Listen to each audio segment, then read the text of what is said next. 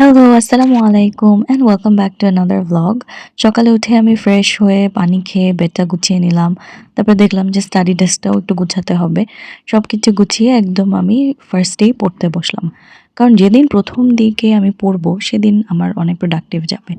তো যাই হোক আমার অনেক ব্যাকলগ জমে গেছে। তো আমি দেখলাম যে কি ক্লাস করা হলো, কি এগুলো করে একটা ক্লাস করতে শুরু করতেই আমার চায়ের নেশা উঠে গেল। পরে আমি একটু চা বানিয়ে চা খেলাম।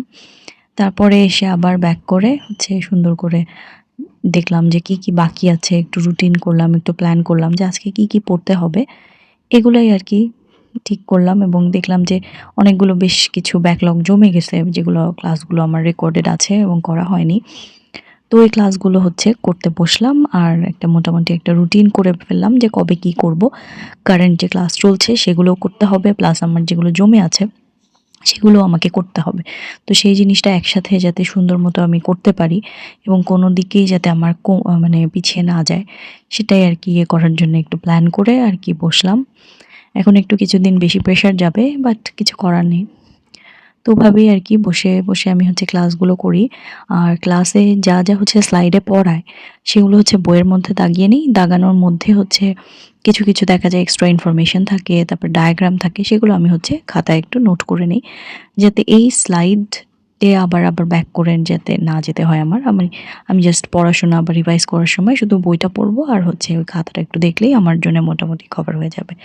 এই তো আবার ১ কাপ চা খেয়ে তারপরে মানে বেশ কিছুক্ষণ হয়ে গিয়েছে অ্যাকচুয়ালি পড়তে। বেশ আ এর মধ্যে আমি দুপুরের খাওয়া-দাওয়া, গোসল করে আবার বিকালের চাও যেটা খেলাম সেটা। এরপরে আরকি পড়তে বসে গিয়েছিলাম আবার। মোটামুটি পুরা দিনই পড়েছি এবং তারপরে এটা অল নাইটার আরকি। এটা রাতের ভিডিও। আমাদের বাসার সামনে রাস্তাটা কাটছে। তো সারারাত খুব শব্দ হচ্ছিল। পড়তে কখন সকাল ৮ঃ০০ বেজে গেছে এটা বুঝতেই পারি নাই। আসলে মানুষটা আমি এরকমই। যখন আমি পড়বো না তখন একদমই পড়বো না। দেখা যাবে যে অনেক দিন চলে যাবে আমি পড়াশোনায় করতেই পারছি না। অবশ্য একটু অসুস্থ ছিলাম, একটু ঠান্ডা লেগেছিল।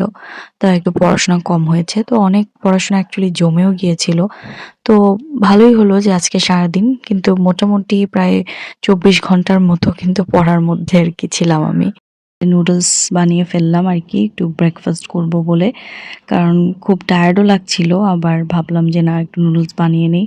পরে আমার হাসব্যান্ডকেও দিলাম। ও আবার অফিসের জন্য লেট হয়ে যাচ্ছিল। পরে ওকে বক্স করে দিলাম আর আমি খাওয়া-দাওয়া করতে হ্যারি পটার দেখলাম।